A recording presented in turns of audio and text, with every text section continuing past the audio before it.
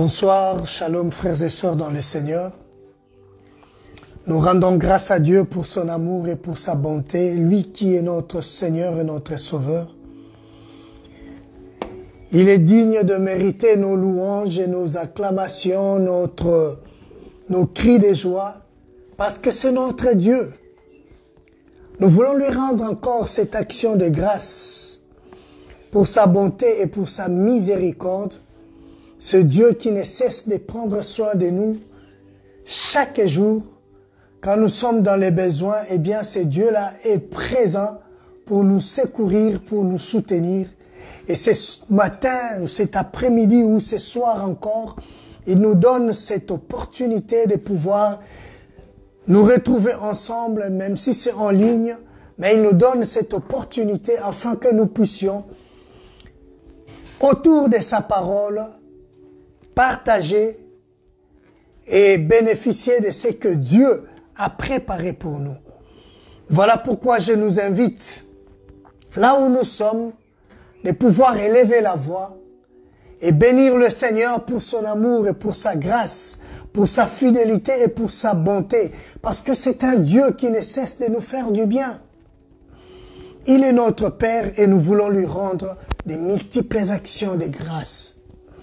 Nous bénissons le Seigneur pour ceux-là qui se connectent et nous rendons grâce à Dieu pour ceux qui vont se connecter après.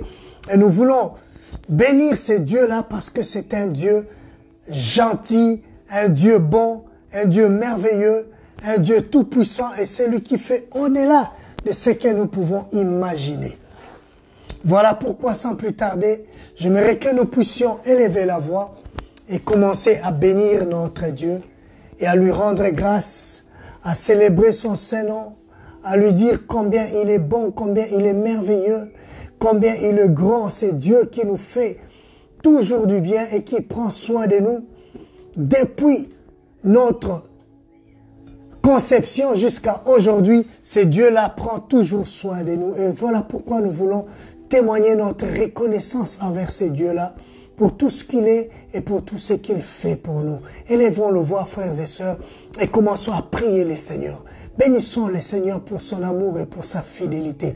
Bénissons le Seigneur pour sa grâce et pour sa bonté, pour son amour envers nous. C'est Dieu qui prend soin de nous, c'est Dieu qui nous soutient, c'est Dieu qui nous protège. Et nous voulons lui dire un grand merci. Seigneur, nous voulons bénir ton Saint-Nom. Nous te rendons grâce.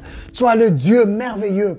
Toi qui fais au-delà de ce que nous pouvons imaginer. Le Dieu suprême, le Dieu bon, le Dieu tout-puissant, créateur de toutes choses. Nous voulons célébrer ton Saint-Nom et te dire, tu es merveilleux, éternel Dieu de gloire. Tu fais au-delà de ce que nous pouvons imaginer. Le Dieu tout-puissant, le créateur de toutes choses. Reçois la gloire, l'honneur, la puissance et la magnificence. Toi, le seul et le créateur de toutes choses. Et ce soir encore, Seigneur mon Dieu, grande est notre joie, Seigneur mon roi, de nous retrouver, Seigneur mon Dieu, oh Père, ensemble, Seigneur mon Dieu, même si en ligne, mais nous sommes ensemble, Seigneur mon Dieu, d'un même esprit pour pouvoir partager, Seigneur mon Dieu, ce que tu as préparé pour nous. C'est pourquoi, Seigneur mon Dieu, nous voulons bénir ta grandeur, te célébrer, te louer, te glorifier.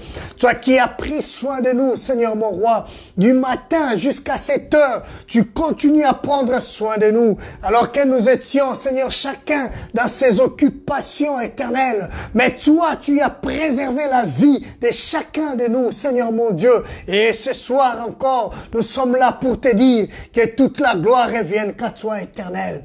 Que tout l'honneur revienne qu'à toi. Que toute la puissance revienne qu'à toi. Car tu es le seul Dieu véritable. Le soutien de nos vies, le soutien de nos âmes. C'est toi, éternel, notre Dieu. Ce que tu as résolu de faire pour notre vie éternelle, fais-le parce que rien ne peut t'empêcher, Seigneur mon Dieu. Rien ne peut t'empêcher ou rien ne peut, Seigneur mon Dieu, t'interdire de faire ce que tu as à faire pour dans notre vie. Seigneur, tu exécutes tes plans, Seigneur mon Dieu, et tes projets, Seigneur mon Dieu, tu le mets en action pour notre avantage. C'est pourquoi ce soir encore, nous voulons te dire que ton nom soit glorifié à jamais. Reçois la gloire, reçois l'honneur pour tout ce que tu es, Seigneur mon Dieu.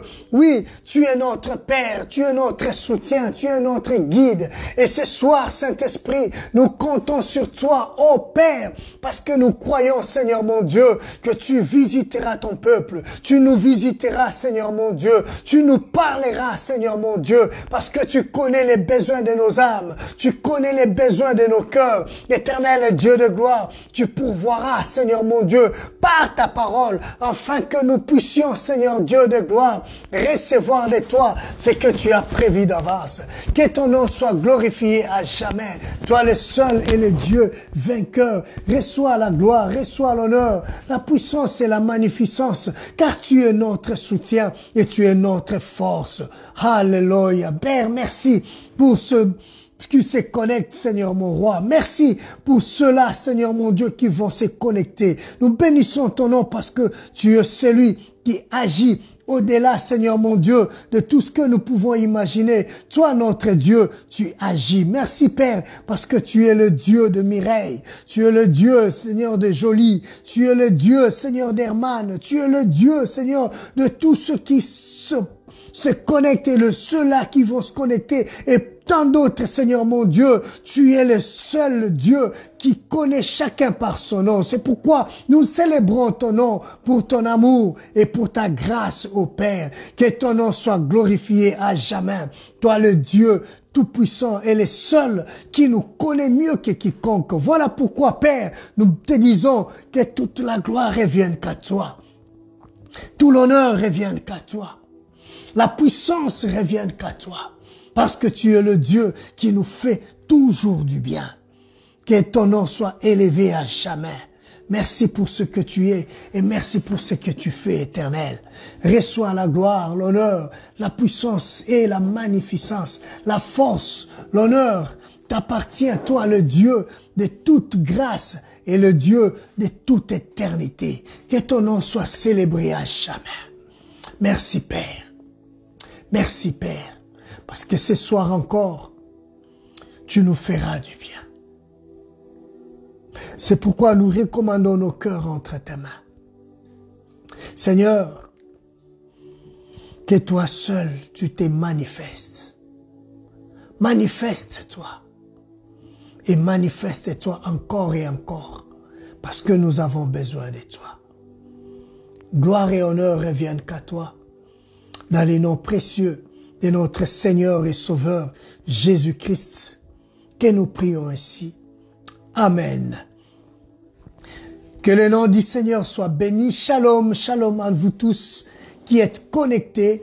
Que Dieu vous bénisse, la sœur Julie, frère Freddy, sœur Mireille, que Dieu vous bénisse, que Dieu bénisse tous ceux qui se sont connectés et que la grâce de Dieu soit avec vous et que Dieu vous fasse du bien et qu'il pense à vous et à vos familles et qu'il se souvienne de vous dans sa grande bonté et dans sa miséricorde. Que toute la gloire revienne qu'à notre Père. Eh bien, ce soir, nous continuons avec ce que nous avons commencé il y a longtemps. Je bénis Dieu pour l'intervention de son serviteur, Willy Ebonda, le mardi dernier. Et nous bénissons le Seigneur parce que il était dans la continuité, toujours dans le livre de l'Exode que nous continuons à exploiter dans notre étude biblique. Eh bien, comme vous le savez, frères et sœurs, le livre de l'Exode est le deuxième livre de la Bible qui raconte l'histoire du peuple hébreu ou du peuple d'Israël depuis sa sortie de l'Égypte jusqu'à la réception de la loi de Dieu sur le mont Sinaï, ou Sinaï. Eh bien, ces livres nous racontent l'histoire de la formation de l'État d'Israël, de la nation d'Israël, d'un peuple, de l'accomplissement de la promesse que Dieu a faites à Abraham.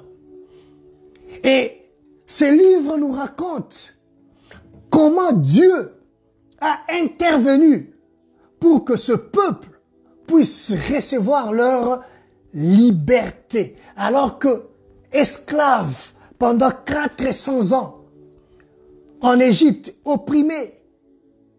Mais Dieu est un Dieu merveilleux. Et quand nous regardons ces livres, nous allons remarquer deux choses. Deux choses attirent notre attention. Deux choses. Eh bien, les deux choses qui attirent notre attention, c'est le changement essentiel qui s'est produit dans la vie de ce peuple. Le changement essentiel qui s'est produit dans la vie de ces peuples. Eh bien, tout au début de ces livres, au chapitre 1, on nous parle, on remarque, on voit le changement. Donc c'est la question, ce changement-là vient de la présence de Dieu. Donc la question, il s'agit de la présence de Dieu, c'est la question de la présence de Dieu dans ces livres. Tout au début, vous allez remarquer que il y a l'absence de Dieu. Le peuple se retrouve esclave en Égypte. Le peuple dans la souffrance en Égypte. Eh bien, opprimé, persécuté par le tyran pharaon de l'époque. Et ce peuple, qui était le peuple de la promesse, qui est le peuple de la promesse, ce peuple, qui est le peuple qui a expérimenté des choses, leurs parents ont expérimenté les choses, Abraham, Jacob, Isaac, ont expérimenté des choses de la part de ces dieux-là. Eh bien, à leur tour, c'est la souffrance. À leur tour, c'est les difficultés. À leur tour, c'est l'abandon total. L'abandon total. Ce peuple se retrouve esclave en Égypte. Ce peuple se retrouve sans Dieu. Eh bien, où étaient ces dieux-là? Le Dieu de la promesse était où? Quand ce peuple souffrait. Donc c'est la première question que le peuple, ou que tout le monde peut se poser en lisant ces livres, tout au début, c'est l'absence des dieux pendant que le peuple souffrait pendant 400 ans. Où était Dieu? Eh bien, ces livres fait passer l'absence de Dieu jusqu'à sa présence glorieuse. Jusqu'à sa présence glorieuse. Et quand nous arriverons au chapitre 40, nous allons constater que il y a la présence permanente de Dieu au milieu de ce peuple. Un peuple qui n'avait pas expérimenté la présence de Dieu, eh bien, il s'est passé que, au travers l'arrivée de Moïse, Dieu a commencé à se révéler à ses peuples. Il s'est premièrement révélé à Moïse pour lui envoyer en mission en Égypte pour la libération de son peuple. Et tout au long de la marche de ce peuple, ils ont expérimenté la présence de Dieu, qui a commencé avec les 10 plaies que Dieu a frappé les Égyptiens. Et quand vous regardez bien la 10e plaie, c'était une plaie où même les enfants d'Israël devaient se mettre à l'abri. Au début, les 9 premiers plaies, les enfants d'Israël étaient épargnés, oui, ça frappait que les Égyptiens, que le territoire où se trouvaient les Égyptiens, mais la 10e plaie, même les enfants d'Israël devraient se mettre à l'abri. Et chose qui était extraordinaire avec eux, et qui a fait en sorte qu'ils puissent expérimenter encore la présence de Dieu, c'était l'institution de la Pâque. Avec le sang posé sur le linteau de la porte, qui les a épargnés de la mort, et la mort des premiers-nés. Eh bien, la première des choses que nous regardons, nous remarquons dans ces livres, eh bien, nous voyons l'absence de Dieu à la présence de Dieu. Donc, l'absence s'est manifestée pendant tout ce temps qu'ils étaient esclaves. Jusqu'à l'arrivée de Moïse, nous voyons Dieu s'est révélé à son peuple. Ça, c'est la première chose, le premier changement que nous pouvons constater dans ces livres. Et le deuxième grand changement que nous pouvons constater dans ces livres, eh bien, nous voyons le changement des propriétaires, si nous pouvons le dire. Le changement des propriétaires. Alors que ce peuple était esclave, propriété de Pharaon. Ils travaillaient pour Pharaon. Ils étaient le sujet de Pharaon. Pharaon et son peuple pouvaient s'abuser d'eux comme ils veulent, en les infligeant des travaux forcés, en les forçant à faire des choses que eux-mêmes ne pouvaient pas, en les exterminant. Mais quand nous lisons ces livres, nous allons voir le deuxième changement, c'est le changement du propriétaire. Changement du propriétaire. De l'esclavage. Le peuple est soumis aux contraintes de l'esclavage. Et puis, il y a bien eu un rachat de la part de l'Éternel. Dieu les a rachetés. Ils sont devenus la propriété privée de Dieu. Devenus la propriété privée de Dieu. Et tout s'est passé à cause du sang qui les a épargnés de la mort. Dieu a payé les prix pour eux. Ils ne pouvaient plus être sous la domination de leurs bourreaux, de leurs ennemis, le Pharaon et les Égyptiens. Mais leur vie a changé les camps. Ils ont quitté entre les mains de Pharaon. Ils sont passés entre les mains du Dieu vivant. Et c'est là, si nous pouvons regarder le contexte actuel, nous allons voir que l'histoire de ces peuples, dont l'Exode, nous concerne, nous aussi, ceux du Nouveau Testament, ceux de la Nouvelle Alliance. L'institution de la Pâque, le sang qui les a épargnés de la mort, eh bien, Dieu les a rachetés à cause du sang.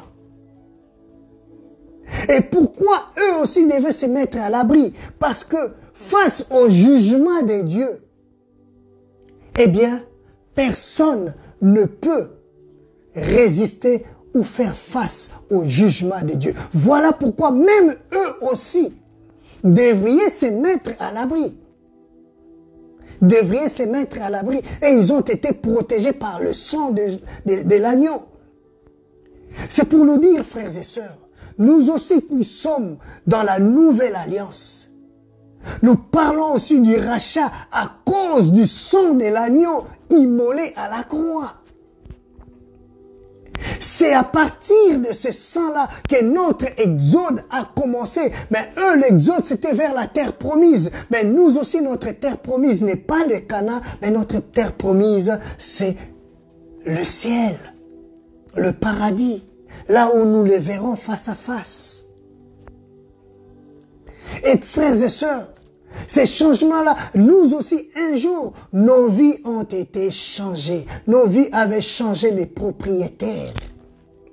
Autrefois esclaves du monde, esclaves sous la domination du tyran de ces mondes, le diable, qui pouvait faire de nous ce qu'il voulait. Mais à cause du sang de l'agneau, les jours où nous avions reçu l'appel du Seigneur, nous avons donné notre vie au Seigneur, eh bien, nous avons immigré, nous avons fait le changement des propriétaires. Nos vies sont passées entre les mains, de la main de l'ennemi, du diable, de la perdition, sous la domination, l'esclavage du diable. Nous sommes passés entre les mains de Dieu Tout-Puissant, entouré de son amour et de ses soins. Eh bien, quand on parle du livre de l'Exode en général, quand on pose la question aux gens, qu'est-ce que vous pensez des livres de l'Exode? On ne voit que la libération. On ne voit que la délivrance de l'Égypte. Or, quand nous lisons bien ces livres de l'Exode, nous allons remarquer que non, il y a bien plus au-delà de la délivrance, au-delà de la libération. Il y a encore beaucoup plus de choses. Parce que la libération du peuple, on ne voit que cela qu'à partir du chapitre 1 jusqu'au chapitre 13. Donc, la première partie du chapitre 1 si on peut aller jusqu'au chapitre 15. Donc, le chapitre 13, on voit la fin de l'esclavage. C'est la libération. Mais alors que le livre de l'Exode a 40 chapitres. A 40 chapitres. Et la libération nous est parlée. On nous parle de la libération que à partir du premier, de la souffrance et de la libération jusqu'au chapitre 13. Le chapitre 14, c'est une autre vie des enfants d'Israël. C'est une autre vie qui commence. Donc la première partie explique l'oppression d'Israël en Égypte, les débuts de l'histoire de l'appel de Moïse. On nous parle de l'Exode proprement dit, c'est-à-dire le chemin de la libération, l'Exode, qui est le chemin de la libération. Et après, c'est là l'institution de la Pâque et la marche vers la mer Rouge. On voit la destruction de l'armée des pharaons.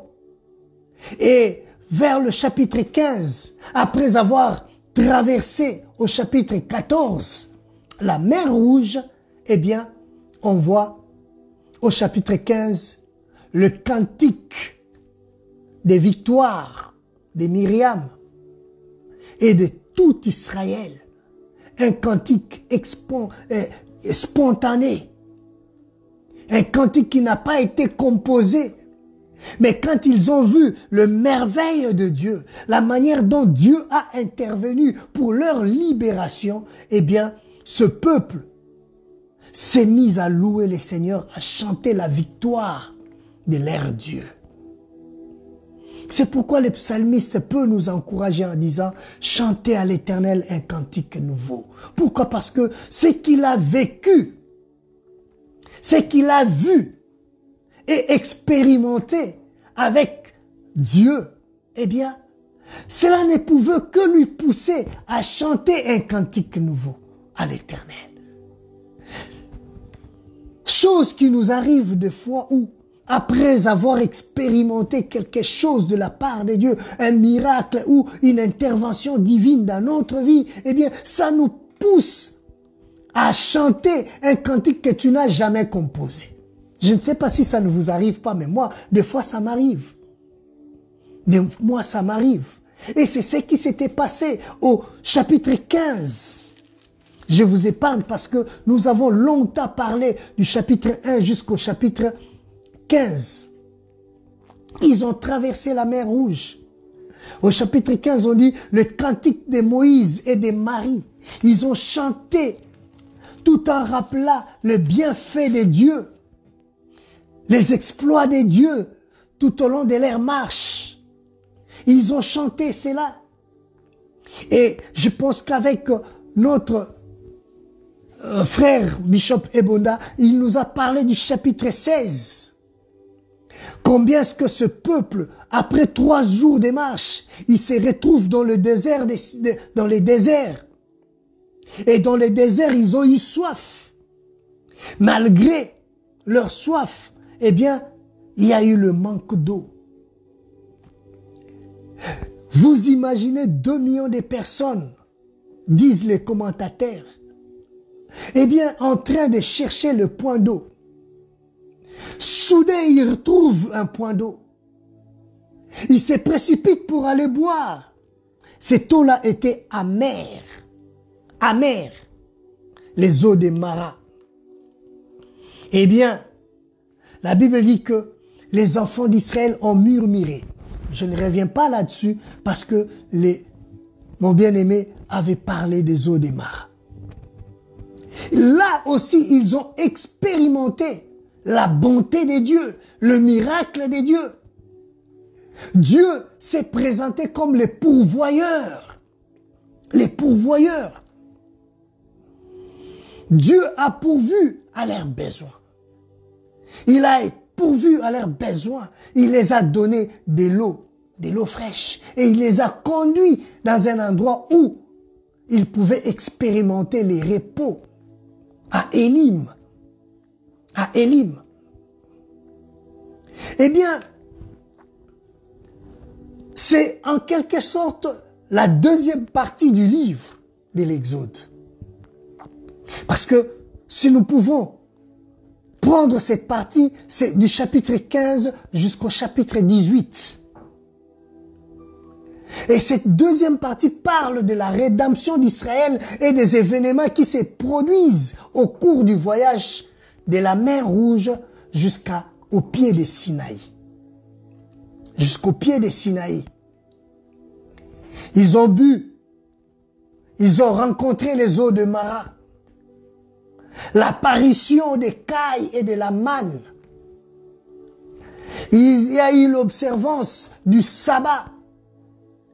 L'eau est sortie miraculeusement du rocher à Horeb. Et entre-temps, ils ont eu leur premier combat. La bataille contre les Amalécites à Rephidim.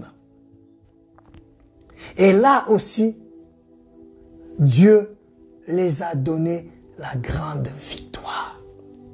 La grande victoire.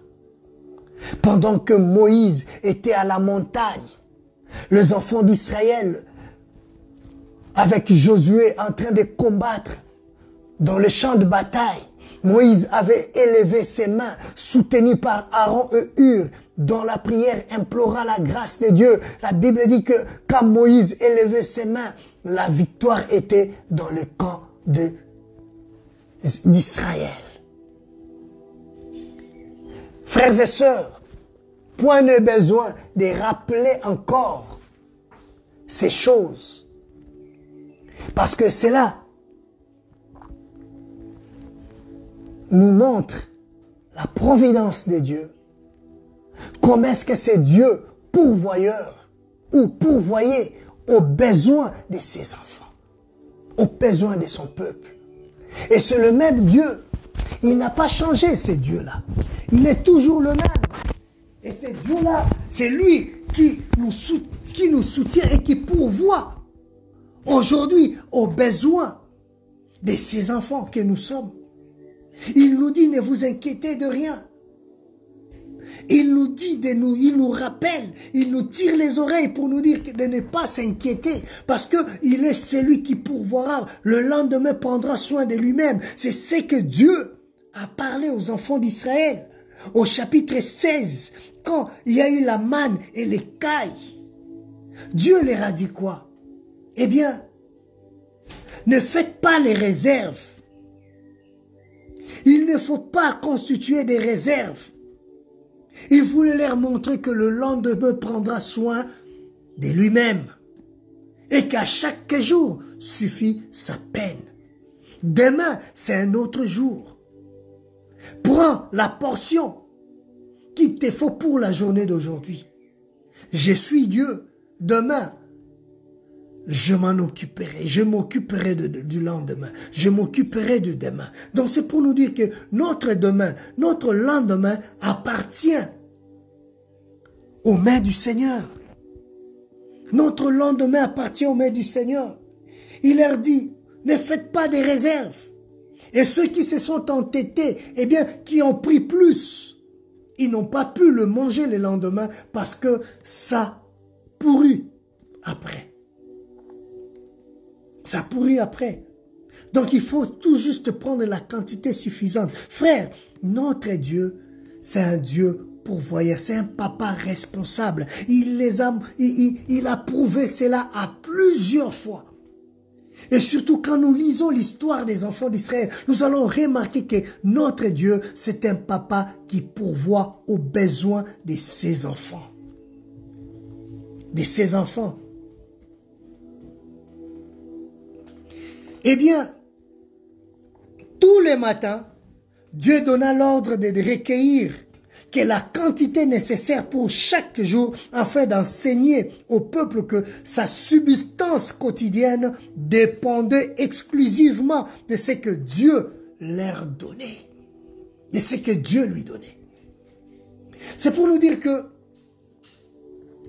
Dieu, il sait de quoi nous avons besoin. Il sait réellement de quoi nous avons besoin. C'est pourquoi tournons nos regards vers lui. Regardons à ces dieux-là. Comptons sur lui, frère. Parce que c'est un Dieu qui ne manque jamais, jamais à ses devoirs du Père. À ses devoirs du Père. Je ne sais pas ce que tu vis maintenant, mais j'aimerais te dire que Dieu ne manque jamais à son devoir du Père.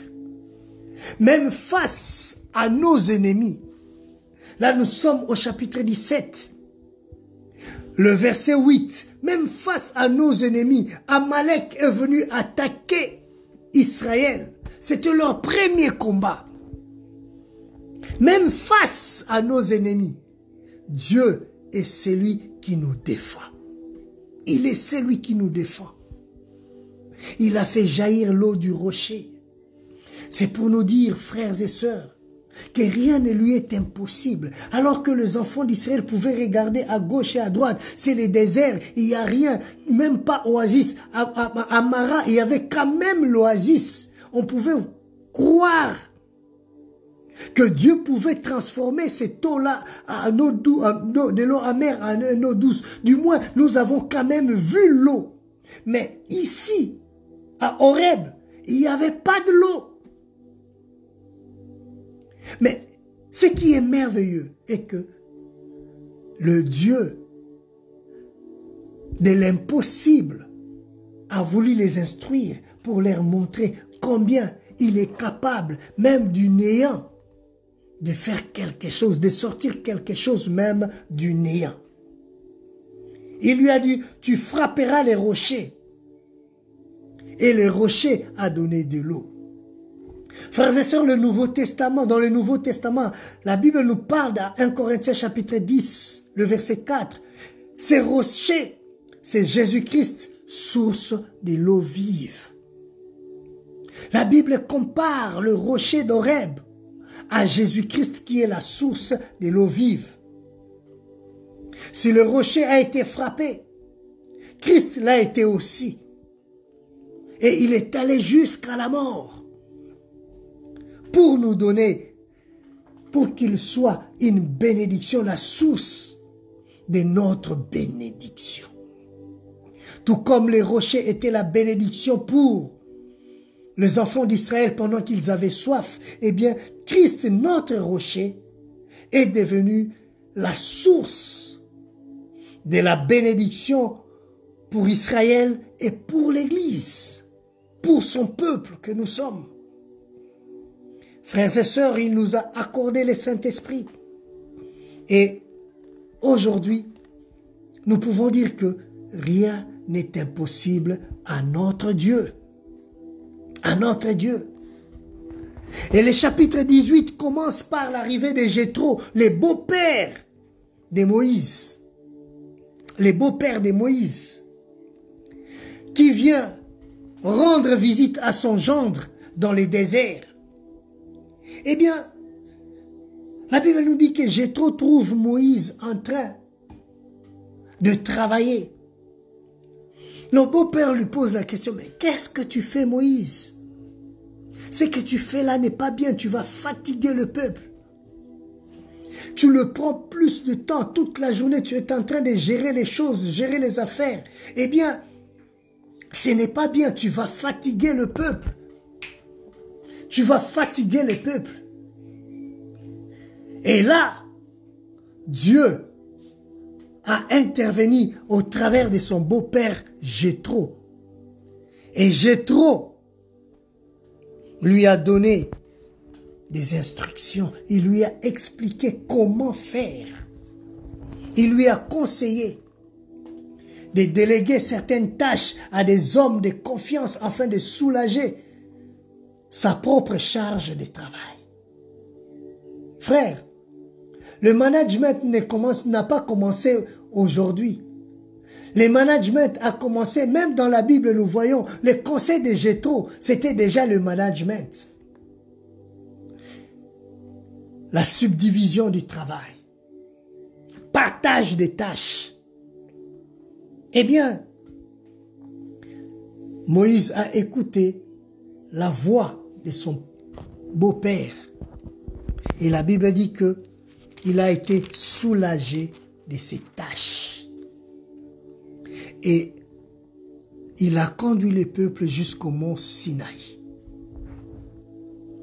Donc quand nous regardons la première et la deuxième partie, là nous voyons la libération de l'esclavage jusqu'à la traversée de la mer Rouge. Un temps dans le désert, le 40 ans passés dans le désert, quelques temps passés dans le désert, et nous sommes au chapitre 19. Et quand nous lisons à partir du chapitre 19 jusqu'au chapitre 40, nous allons constater que l'histoire des enfants d'Israël prend une autre tournure. Et de là, on ne parle plus de la libération, on ne parle plus de l'esclavage, mais c'est une nouvelle tournure qui commence, une autre histoire qui commence avec les enfants d'Israël. Le chapitre 19 à 40 traite la consécration au service de Dieu, traite la consécration au service de Dieu. Et c'est là, avec les instructions de Dieu, au mont Sinaï. Le Seigneur met le peuple à part. Lisons un peu le chapitre 19. La Bible dit, le 3e mois après leur sortie du pays d'Égypte, les enfants d'Israël arrivèrent ces jours-là au désert de Sinaï. Étant pris de Réphidim, ils arrivèrent au désert de Sinaï et ils campèrent dans le désert d'Israël. Et Israël campa là vis-à-vis de la montagne. Moïse monta vers Dieu et l'Éternel appela du haut de la montagne en disant, tu parleras ainsi à la maison de Jacob et tu diras aux enfants d'Israël, vous avez vu ce que j'ai fait à l'Égypte et comment je vous ai porté sur des ailes d'aigle et vous amené vers moi. Maintenant, si vous écoutez ma voix et si vous gardez mon alliance, vous m'appartiendrez entre tout le peuple, car toute la terre est à moi. Waouh! Eh bien, il faisait 2 mois depuis que ce peuple est parti de l'Égypte. Ça faisait 2 mois. Tous les événements, c'est-à-dire depuis le chapitre 14 jusqu'au chapitre 18, eh bien, il s'est passé à peu près 2 mois depuis qu'ils sont partis. 2 mois. 2 mois seulement. La Bible dit, le 3e mois, ils campèrent au pied de la montagne des Sinaï.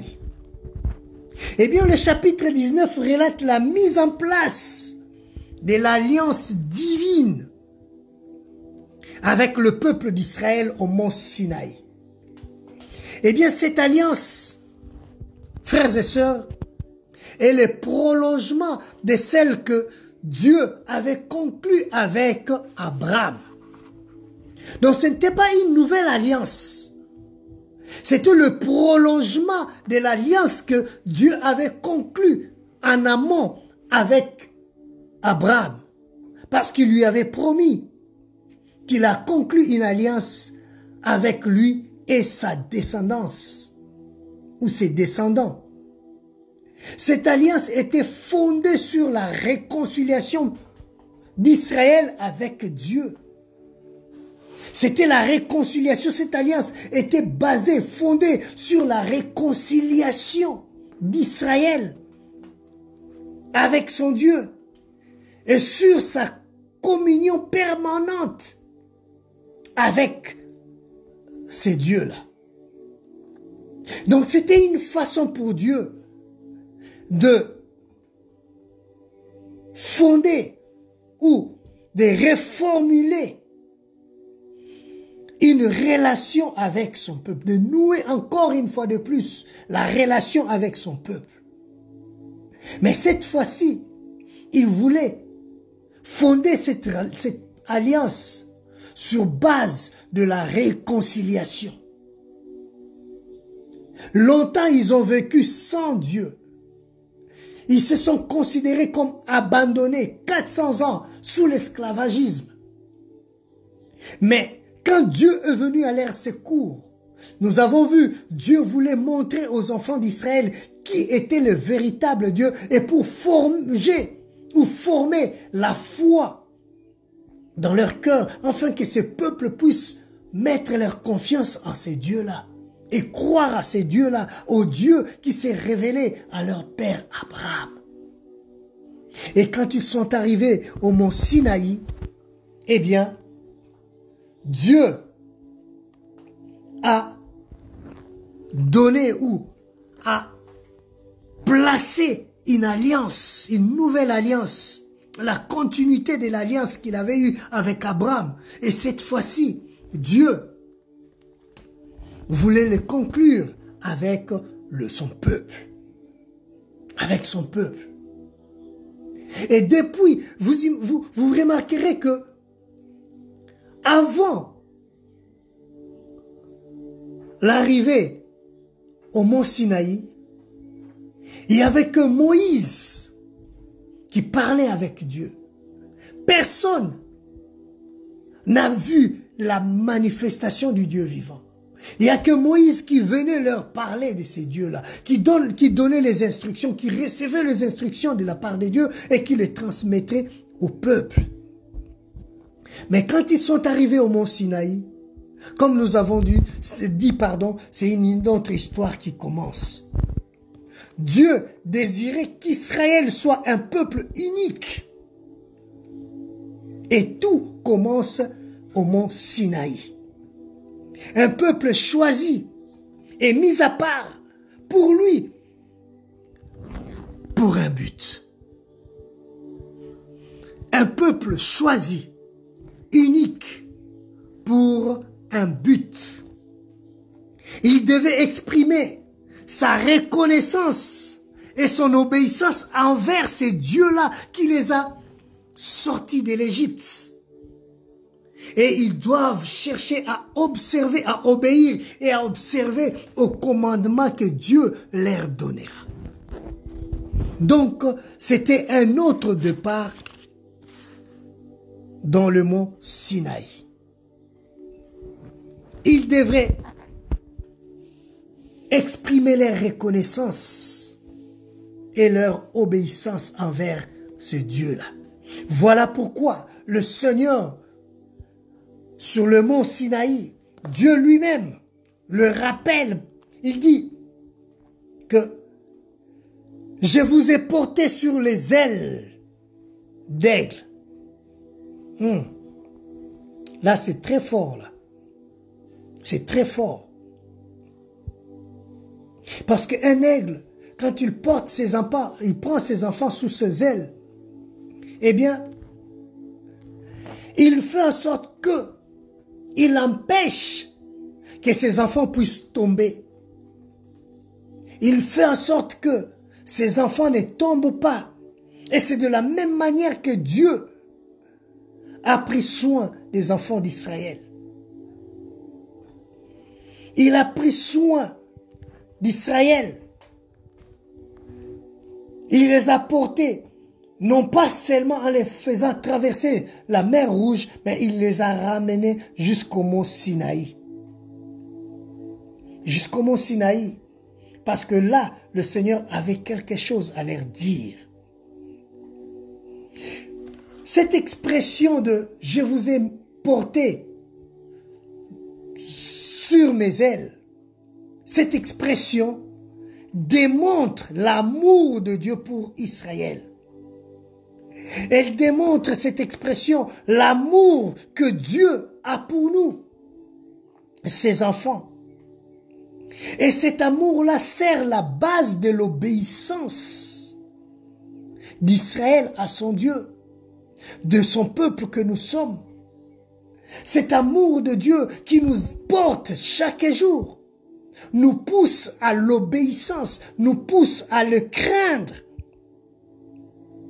Frères et sœurs, cet amour que Dieu a pour nous doit nous pousser, frères et sœurs, à garder son alliance, c'est-à-dire à garder sa parole dans nos cœurs.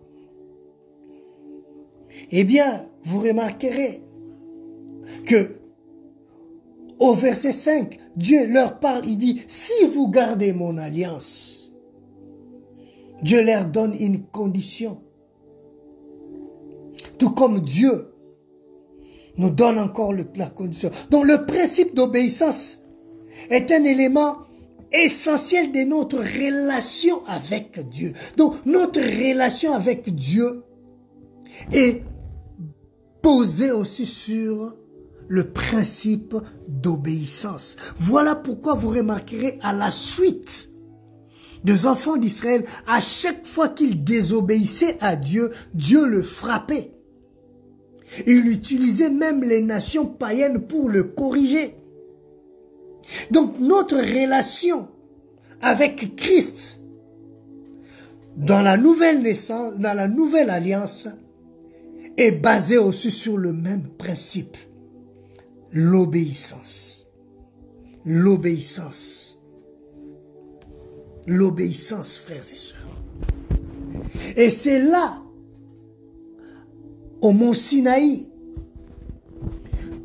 le Seigneur met le peuple à part, comme un royaume des sacrificateurs.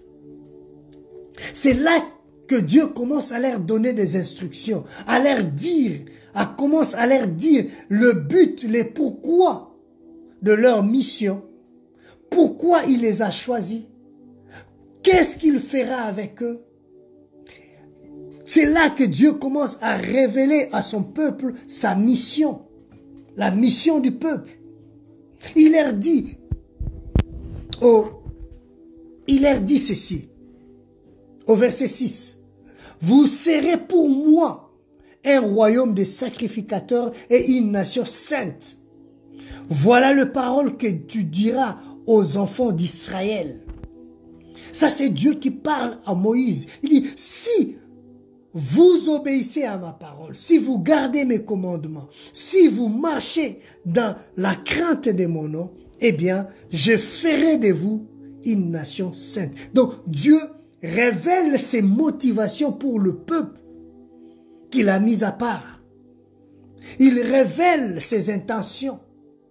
Parce que, n'oublions pas que Dieu avait fait la promesse de racheter l'humanité au travers de la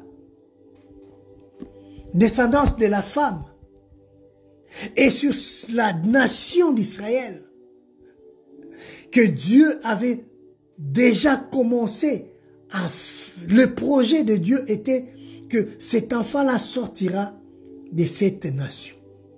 Voilà pourquoi il les a mis à part. Il a fait d'eux un royaume de sacrificateurs. Un royaume de sacrificateurs. Et il leur rappelle que vous m'appartiendrez entre tout le peuple. Eh bien, le plan que Dieu avait pour Israël, de lui appartenir comme étant son propre peuple, c'était en fait la préfiguration du plan de Dieu pour son Église. La préfiguration du plan de Dieu pour son Église. Parce que l'Église, Ecclésia, c'est le rassemblement de ceux-là qui sont mis à part, qui sont sortis du monde pour constituer une nation mise à part, qu'on appelle les enfants de Dieu, le peuple de Dieu. Donc, ce n'était qu'une préfiguration de plan de Dieu pour son Église. Vous pouvez lire 1 Corinthiens chapitre 3, le verset 16. Il dit un royaume des sacrificateurs, une nation sainte. Frères et sœurs, c'était une partie du plan de Dieu pour Israël qui avait été libéré du joug de l'Égypte. C'était quelque chose que Dieu avait déjà préparé dans son plan. Un royaume de sacrificateurs, c'est-à-dire un royaume, c'est-à-dire qu'Israël devrait être mis à part et consacré au service de Dieu. Consacré au service de Dieu. Une nation sainte. Frère, de même, comme je l'ai dit, que c'est une préfiguration de plan de Dieu pour son Église. De même, sous la nouvelle alliance en Jésus-Christ, les croyants doivent constituer ou nous constituons une nation, un royaume des sacrificateurs. 1 Pierre chapitre 2, le verset 5 jusqu'au verset 9. Un peuple saint, c'est-à-dire séparé de la façon de vivre du monde et de marcher dans la droiture, dans les chemins de la sainteté, dans le chemin de l'exode, dans le chemin de la sainteté. Frères et sœurs, c'est là que nous allons comprendre que non, notre vie de chrétiens d'aujourd'hui ressemble au livre de l'Exode. Au livre de l'Exode. Eh bien, au chapitre 20, nous voyons combien est-ce que ce Dieu s'est révélé à son peuple. Il donne les 10 commandements et des instructions concernant le tabernacle, son ameublement, et le culte que les enfants d'Israël devaient rendre à leur Dieu. Les 10 commandements, parlons un peu des 10 commandements au chapitre 20. Frères et sœurs, les 10 commandements énumérés ici ont été écrits par Dieu en personne sur deux tables. C'est-à-dire, les 2 tables que tenait Moïse à la main, ce n'étaient pas les écrits de Moïse, mais c'était écrit par la main de Dieu lui-même.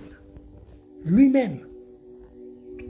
Eh bien, ces 10 commandements, c'est aujourd'hui, c'est le code des droits civils, si nous pouvons les dire. C'est les droits qui régissaient le peuple. C'était le droit moral. Il y avait le droit moral. La relation entre le frère. La relation entre les humains. Comment devons-nous considérer les autres? C'était le droit moral, frères et sœurs. Et notre relation avec Dieu. Comment allons-nous vivre notre relation avec notre Créateur et notre relation avec nos semblables? C'était les 10 commandements. C'était le moyen que Dieu a montré aux enfants d'Israël pour rester reconnaissants envers lui. Frères et sœurs, Dieu, les 10 commandements résument la loi morale de Dieu pour Israël et décrivent les obligations de ce peuple, tant envers Dieu qu'envers ses semblables. Ses semblables. Ça, c'est les 10 commandements. Et la Bible nous dit ceci, les commentateurs disent ceci. D'après ces passages du Nouveau Testament, les 10 commandements se résument à l'amour de Dieu et de son peuple, leur mise en conformité à des lois extérieures, mais aussi une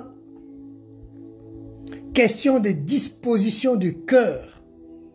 La loi réclame donc une justice spirituelle intérieure qui exprime par une droiture et une sainteté extérieure. Donc c'était la loi morale que Dieu avait instituée, donnée à son peuple. Parce qu'ils sont... je ne sais pas si vous voyez comme moi je vois. Un peuple qui est sorti de l'esclavage, appelé à devenir une nation. Puisqu'ils sont appelés à devenir une nation, eh bien, ils ne peuvent pas être une nation sans loi. Eh bien, quelles sont les choses qui vont régir ces peuples? Eh bien, puisque Dieu lui-même était le législateur de ce peuple, eh bien, il a établi des lois morales pour conduire son peuple, qui doivent conduire son peuple. Voyez comment est-ce que ce Dieu-là pourvoit en tout. Il pourvoit même au moindre détail pour son peuple. Il savait que si je laisse ce peuple comme ça, sans loi, ça sera la jungle, catastrophe totale. Voilà pourquoi je dois régir ces peuples en leur donnant une loi qui pourra les guider, une loi morale qui concerne leur relation avec moi d'abord et avec leurs semblables. C'est pourquoi le Seigneur Jésus-Christ, quand il parlait des 10 commandements, eh bien, il résume cela en 2. C'est-à-dire notre devoir envers les pères, le Créateur de toutes choses, et nos devoirs envers nos semblables. Nos devoirs envers le semblable. C'était un commandement de nature civile et cérémonielle dans l'Ancien Testament. Ça régissait aussi la spiritualité et la vie sociale des enfants d'Israël. Donc c'est pour vous dire que notre Dieu, il est intelligent. Si je peux le résumer ainsi. Parce qu'il pense à tout. Même au moindre détail, Dieu pense à tout. Et c'est là que Dieu les a parlé. Je nous épargne de détails parce que s'il faut rentrer avec expliquer chaque commandement, eh bien, déjà ça se résume. Le Christ nous a résumé cela en 2. Donc, vous pouvez lire ça à la maison et vous allez constater que tout se résume réellement comme le Christ avait dit. Et nous voyons à la suite, Dieu leur parle même de la loi sur comment ils doivent se comporter face aux esclaves. Comment ils doivent, quelles sont leurs responsabilités sociales au chapitre 22. Comment ils doivent gérer leurs biens personnels. Et tout, Dieu a pensé à tout, frères et sœurs. Il a pensé à tout. Et ce Dieu-là, c'est un Dieu merveilleux. C'est un Dieu vraiment merveilleux. Mais la Bible nous parle aussi de la manière dont ce peuple s'est compromise. Ce peuple est arrivé à se compromettre. Malgré tout ce qu'ils ont vécu, eh bien, ils sont arrivés à fabriquer le veau d'or. Les veaux d'or. Mais avant d'arriver sur le veau d'or, la Bible nous parle que Dieu, après avoir donné la loi au peuple d'Israël, eh bien Dieu a confirmé son alliance envers le peuple d'Israël. Le verset 24, la Bible dit, Dieu dit à Moïse, monte vers l'Éternel, toi et Aaron, Nadab, Abihu et les 70 anciens d'Israël, et vous vous prosternerez de loin. Moïse s'approchera seul de l'Éternel, les autres ne s'approcheront pas, et le peuple ne montera point avec lui. Le peuple ne montera point. Eh bien, Moïse prit le sang au verset 8 et il le répandit sur le peuple en disant, voici le sang de l'alliance que l'Éternel a faite avec vous, avec toutes ces paroles. Moïse monta avec Aaron, Nadab et les 70. Là, nous voyons que l'alliance avec Israël a été scellée par l'aspersion du sang. Ce qui indique que le sacrifice expiatoire était nécessaire au maintien de la relation avec Dieu. Nous voyons l'intervention du sang. L'intervention du sang. Les sacrifices expiatoires étaient vraiment nécessaires.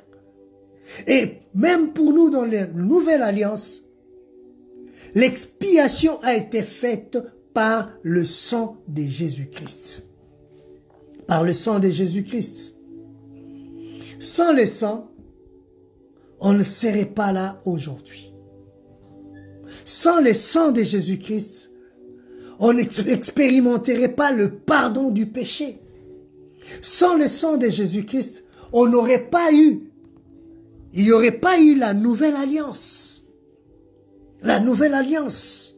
C'est pourquoi, frères et sœurs, nous devons bénir le nom de notre Seigneur Jésus-Christ. Le sang parlait de la purification et du pardon rendu possible au moyen d'une vie sacrificielle. Donc, le sang, quand on parle du sang, le sang parle du pardon. Le sang parle de la purification. Et cette purification-là a eu lieu que par le moyen du sacrifice. Par le moyen du sacrifice. Dans l'Ancien Testament, il fallait qu'on puisse tuer des animaux. Mais dans le Nouveau Testament, il a fallu que notre Seigneur Jésus-Christ meure à la croix et que son sang coule pour le pardon de notre péché. Eh bien, cet sang qui a coulé a ouvert la porte à la réconciliation avec Dieu. et à l'obéissance du peuple qui trouvait sa source dans la foi, dans sa foi envers son Dieu. C'est pourquoi quand nous lisons le Nouveau Testament, donc tout ce qui s'était passé dans l'Exode, ça préfigurait en fait la nouvelle alliance avec Dieu. Au chapitre 24, Dieu a fait la confirmation de l'alliance. Au verset 8, nous avons vu que Moïse a versé les sangs, comme nous avons dit. Donc Dieu a confirmé cette alliance par le sang qui a été versé par Moïse, a aspergé le sang sur le peuple et Dieu a confirmé son alliance pour dire au peuple que non, vous m'appartenez, vous êtes à moi. Tout comme quand le sang de Christ a coulé à la croix, eh bien, ce sang-là a crié plus fort, pardon, pardon. Si le sang d'Abel a crié vengeance, eh bien, le sang du Christ a crié pardon, pardon, pardon, et nous a fait rentrer dans la réconciliation avec Dieu. Et nous devons maintenant marcher en nouveauté de vie dans l'obéissance et dans la foi en Jésus-Christ. Lisons Romains chapitre 1, le verset 5. Romains chapitre 1, le verset 5. Écoutons ce que la Bible nous dit. Romains chapitre 1, le verset 5. Par qui nous avons reçu la grâce et l'apostolat pour amener à son nom, à l'obéissance de la foi, tout le païen, parmi lesquels vous êtes aussi, vous qui avez été appelés par Jésus-Christ, à tous ceux qui, à Rome, sont bien-aimés de Dieu, appelés à être saints, que la grâce et la paix vous soient données. Donc, Christ a payé les prix pour nous. Et ces prix-là est passé par le moyen de sa vie sacrificielle, de son sang qui a coulé et qui nous a donné, qui nous a fait rentrer dans la nouvelle alliance avec Dieu. Écoutons ce que la Bible nous dit dans Hébreux chapitre 9, le verset 19. Moïse, après avoir prononcé devant tout le peuple tous les commandements de la loi, prit le sang des veaux et des boucs avec de l'eau. Là, nous sommes au chapitre 24, le verset 8. Donc, l'auteur fait référence au chapitre 24 de Exode, au verset 8. La Bible dit, de la laine écarlate et de l'hysope, et il lui fit l'aspersion sur les livres lui-même et sur tout le peuple en disant, ceci est le sang de l'alliance que Dieu a ordonné pour vous. Il fit pareillement l'aspersion avec les sangs sur le tabernacle et sur tous les ustensiles du culte. Et presque tous, d'après la loi, est purifié avec du sang, et sans le fusion du sang, il n'y a pas de pardon. Il n'y a pas de pardon. Et le verset 23 dit ceci, il est donc nécessaire pour que les images des choses qui sont dans le ciel devaient être purifiées de cette manière que les choses célestes elles-mêmes le furent par des sacrifices plus excellents que ceux de Moïse. Car Christ n'est pas entré dans un sanctuaire fait de mains d'hommes, en imitation du véritable, mais il est entré dans le ciel même, afin de comparaître maintenant pour nous devant la face de Dieu. Waouh! Frères et sœurs, il a aspergé, c'était la nouvelle alliance. Et dans l'Ancien Testament, c'était les veaux qu'on avait tués. Mais dans la nouvelle alliance, la Bible nous parle dans Hébreux, c'est le sang de Christ. C'est lui qui a payé pour nous. Eh bien, la véritable signification du sang de l'alliance a été révélée lorsque Christ a versé son sang sur la croix. Et là, quand il a versé son sang, il a établi une nouvelle alliance. Et cette nouvelle alliance, par sa mort expiatoire, nous avons été purifiés de nos péchés. De nos péchés. L'obéissance et le sang doivent toujours aller de pair.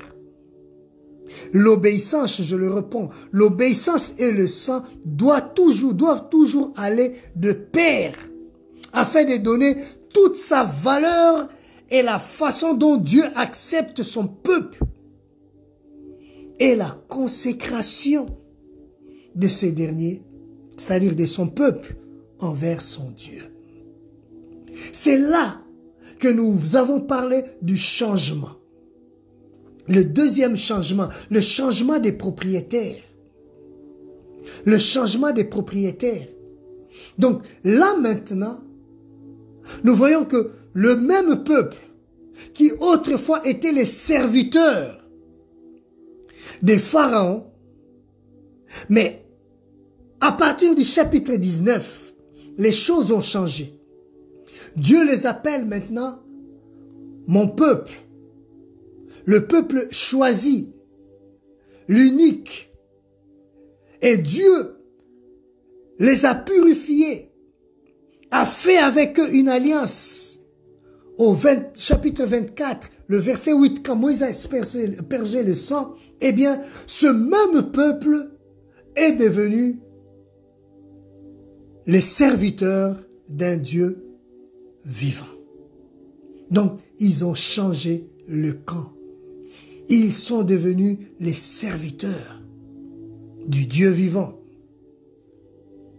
Donc, l'alliance de Dieu avec son peuple a fait en sorte que le peuple ont été graciés et ils ont bénéficié d'une grâce, d'une faveur imméritée à cause de leur père Abraham. Et là, Dieu les a récupérés pour qu'ils fassent d'eux son peuple. Il a fait d'eux son peuple. Et la Bible dit au verset 11, « Ils virent Dieu d'Israël sous ses pieds, c'était comme un ouvrage de saphir, transparent comme le ciel, lui-même dans sa pureté, il n'était point sa main, il n'étendit point sa main sur l'élite des enfants d'Israël, ils virent Dieu et ils mangèrent et burent. » Eh bien, autrefois il n'y avait que Moïse, mais maintenant, même les 70 hommes, Abihu, Aaron et Nadab, ils ont eu le privilège de voir Dieu. La Bible dit, ils ont vu les pieds qui étaient comme un ouvrage de saphir transparent. C'était la jouissance parce que le Dieu que nous avons tant entendu, eh bien, nous pouvons aussi parler avec certitude que nous l'avons vu. Nous l'avons vu. Frères et sœurs, aujourd'hui, nous devons chercher une expérience personnelle avec ces dieux-là. Tu ne peux pas témoigner de ces dieux-là, tu ne peux pas être témoin de ces dieux-là si tu n'as pas vécu une expérience avec ces dieux-là. Non, tu ne peux pas. Tu ne peux pas. Eh bien, ils ont vu, ils étaient dans la joie. Je pense que quelque chose a changé dans leur vie parce qu'ils ont expérimenté. Ils virent Dieu et ils mangèrent et burent parce qu'ils étaient dans la joie. L'Éternel dit à Moïse, monte vers moi sur la montagne et reste là et je te donnerai les tables de pierre, là la loi et les ordonnances que j'ai écrites pour leur instruction. Frères et sœurs, il y a une autre vérité que nous ne devons pas négliger. Quand vous regardez l'histoire de l'Exode, vous allez voir que le lieu des rendez-vous, le lieu des rencontres entre Dieu et Moïse, ces rendez-vous ne se faisaient que sur la montagne. Dieu ne rencontrait pas Moïse partout. Il donnait toujours rendez-vous à la montagne. À la montagne.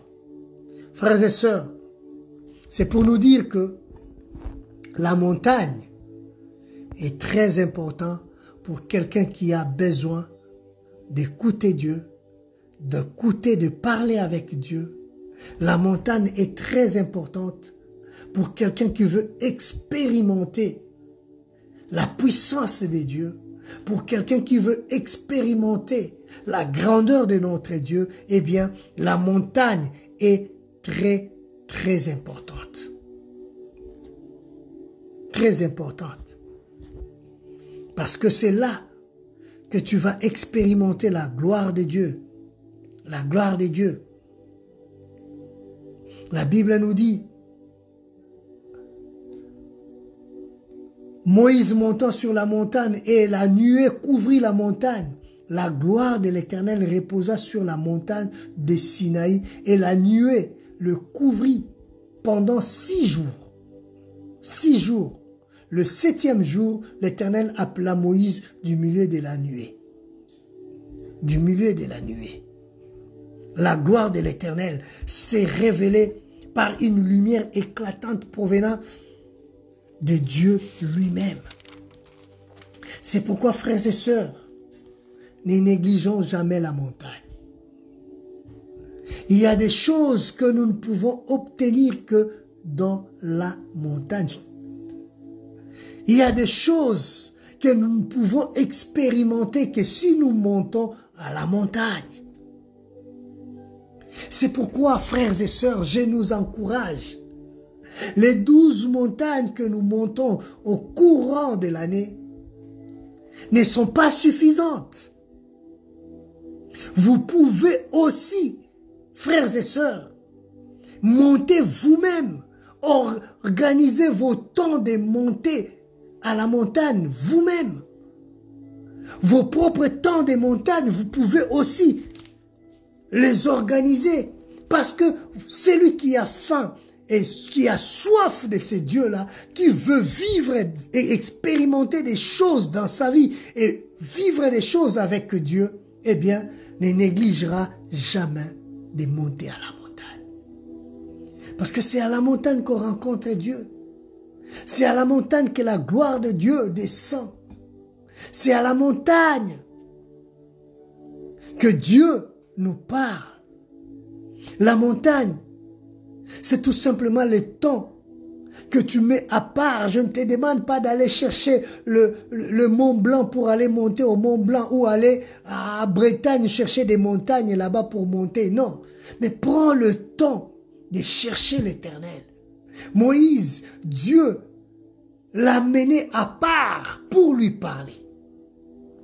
Il l'a mené à part, il l'éloignait du peuple pour lui parler face à face. Toi aussi, il te faut des moments d'intimité avec ton Dieu. Cherchez à avoir des moments à part avec ton Dieu. Mettre des moments où c'est réservé exclusivement pour toi et ton Dieu. C'est ça la montagne, frères et sœurs. Et c'est là que Dieu peut te parler cœur à cœur. C'est là que Moïse a reçu les instructions. C'est là que tu recevras une parole, un réma pour ta vie. Un chrétien qui néglige la montagne, eh bien, c'est un chrétien qui n'expérimentera pas, peut-être, des choses extraordinaires avec Dieu.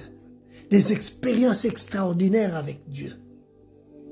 Tu te limiteras et te contenteras tout simplement des choses ordinaires, mais des extraordinaires, comme voir la gloire de Dieu descendre sur la nuée et couvrir la montagne pendant 7 jours. Il n'y a que Moïse qui peut expérimenter cela. Et que la voix de l'Éternel sort au milieu de la montagne, du nuée, pour appeler Moïse.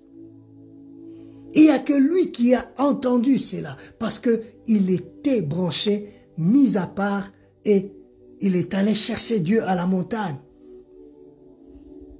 C'est là aussi que Moïse a reçu les instructions pour la construction du tabernacle. Et de la manière dont nous pouvons offrir à Dieu. Frères et sœurs, je connais certaines personnes à cause de leur intimité avec Dieu. Ils ont reçu la révélation de comment sa vie doit être bénie. Et cela est passé par le don, les offrandes qu'ils donnent et qu'ils soutiennent l'œuvre de Dieu. Et c'est par là qu'il y a eu le déclenchement de la bénédiction financière dans sa vie. Mais il a eu ça comment, cette révélation? Mais quand il s'est mis à part, à la montagne, et c'est là que Dieu lui a montré les secrets pour sa réussite et sa bénédiction financière. Et quand il s'est mis à appliquer cela dans sa vie, et les choses commencèrent à s'ouvrir. Et au verset 25, nous voyons comment est-ce que Dieu donne les instructions sur les offrandes pour les tabernacles, c'est-à-dire pour soutenir l'œuvre de Dieu. Le tabernacle, c'est l'œuvre de Dieu. C'est là où résidera la présence de Dieu. La présence de Dieu ne sera plus. Dieu ne veut plus que sa présence soit seulement dans le montagne. Il voulait maintenant se révéler au milieu, vivre au milieu de son peuple. Vivre au milieu de son peuple. C'est pourquoi il a demandé à ce qu'on puisse construire le tabernacle. Mais regardez bien avant que nous puissions conclure. Les matériaux qui ont servi à la construction du tabernacle ne sont pas sortis de la maison de Moïse. Toutes ces choses provenaient des enfants d'Israël. C'est de leurs offrandes, c'est de leurs dons que Moïse a récolté et on s'est servi pour construire le tabernacle de Dieu.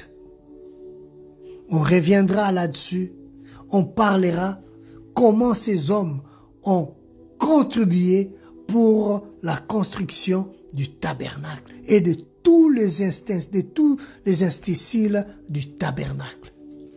Dieu ne voulait pas que ces choses proviennent d'une autre source, parce que il s'était réservé le droit de bénir lui-même son peuple au travers de leurs gestes.